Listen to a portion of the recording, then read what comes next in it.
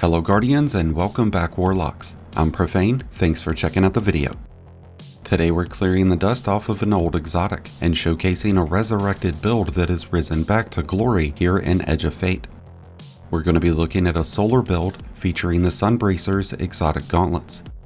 It's probably been sitting in your vault for a long time, but you finally have a reason to pull this bad boy out. This comes with the Helium Spiral's intrinsic trait, which increases the duration of solar grenades by 2 seconds, and you'll be able to throw grenades further. When you secure a powered melee final blow, you'll get a buff that says Sunbracers are ready. This will remain active for 5 seconds. When you use your grenade ability in this time frame, Sunbracers will supercharge the regeneration of your grenade energy by 20,000%, allowing you to throw between 4 and 5 consecutive solar grenades. And with as many as 5 solar grenades laying on the field, you'll be able to inflict a ton of area damage and damage over time. And with how we have our subclass, our artifact, and armor set up, we're going to be able to amplify this build so much that it's going to feel like the Sunbracers of Legend. We are pairing this with a Touch of Flame and Heat Rises aspects. Touch of Flame will extend the duration of our solar grenades to 6 seconds, so with Sunbracers on, our grenades will continue to apply damage for 8 seconds. And for as long as our solar grenades stay active, they will emit solar flares that cause 173 points of base damage. With Heat Rises equipped, we'll be able to consume our grenade energy. This will release a burst of healing that applies 2 stacks of cure, which would generate 120 points of HP. When Heat Rises is active, we'll gain bonus melee energy whenever defeating enemies while we're in the air, but we don't need to be flying around for this to kick in. We could just bunny hop for this energy to be generated. We'll gain between 20 and 50% bonus energy based on the difficulty of each enemy, and with our melee energy returning back to us so quickly, we'll be able to reproc Sunbracers over and over again. We just need to be sure that we're consuming a grenade before we go into our engagements. To have more efficiency towards activating Sunbracers, we are using the Incinerator Snap and not Celestial Fire. It's much more of a close range melee, but this ensures that our melee attack is going to kill something. When it comes to our choice in fragments, we only have 4 to work with. We'll be able to gain Radiance thanks to the Fever and Chill artifact mod, so we don't necessarily have to use Ember of Torches to be able to gain that 20% bonus in weapon damage. Since we are going to be spamming solar grenades, we've elected to go with Ember of Resolve.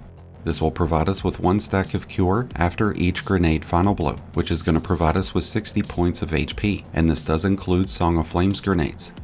We're using Ember of Searing, which provides bonus melee energy whenever defeating scorched enemies. This provides between 8 and 25% energy, and it will serve as a great complement to Heat Rises. This also creates Fire Sprites, which will be beneficial to us since they provide 12.5% bonus grenade energy. Between our snap and grenades, we'll be able to trigger a lot of ignitions, and with Ember of Char active, those ignitions will spread Scorch to nearby enemies, and by equipping Ember of Ashes, Scorch will build up twice as fast, helping us trigger even more ignitions. We mentioned that we'll gain Radiance through the use of the new Fever and Chill artifact mod, but some other standout artifact mods include Elemental Coalescence, which will generate additional Fire Sprites for us. And with Elemental Overdrive, those Fire Sprites will trigger a 10% bonus in solar weapon damage. If we were to include Stasis or Strained weapons into this build that come with traits like Chill Clip, Headstone, Slice, or Tear, we could then use the Cauterized Darkness mod, which will increase any source of solar damage by 30% whenever they're used against enemies who are under the effect of a darkness debuff. And the final artifact mod that we're using is Shield Crush, which grants us with 25% bonus grenade damage and 25% bonus grenade energy whenever we have Radiance active. If you find that you're not able to sustain the benefits of Radiance with Fever and Chill, then you may want to consider equipping the Ember of Torches fragment, because we really want to maintain the benefits of Shield Crush. Now that we've addressed our subclass and artifact benefits, let's talk about our choices in weaponry. Since our main focus is oriented around melee and grenade use, we're honestly freed up to use a variety of loadouts. We mentioned previously that Strand and Stasis weapons will be beneficial towards the use of Cauterized Darkness, so weapons like the Scatter Signal, Tanasha's Mastery, Mint Retrograde, or the Call would be great options.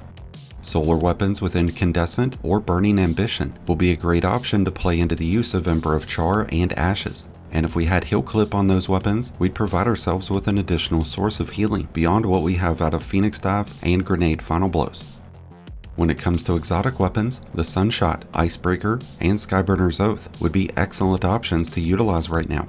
I would normally say the Finality's Augur and Dragon's Breath would be great options for a solar build, but they would inevitably steal a lot of your kills, which would make it a lot harder to keep Sunbracers triggered.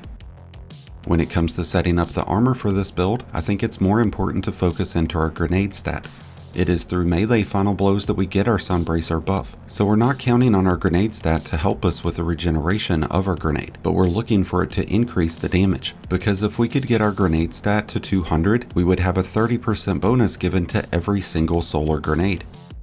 Heat Rises and Ember of Searing will keep us loaded up with melee energy, which frees us up to devote a good amount of character stats towards super or weapons. With this being an ability focused build, I would lean more towards super, which would not only improve how quickly we get our super back, but it would increase how much damage they deal.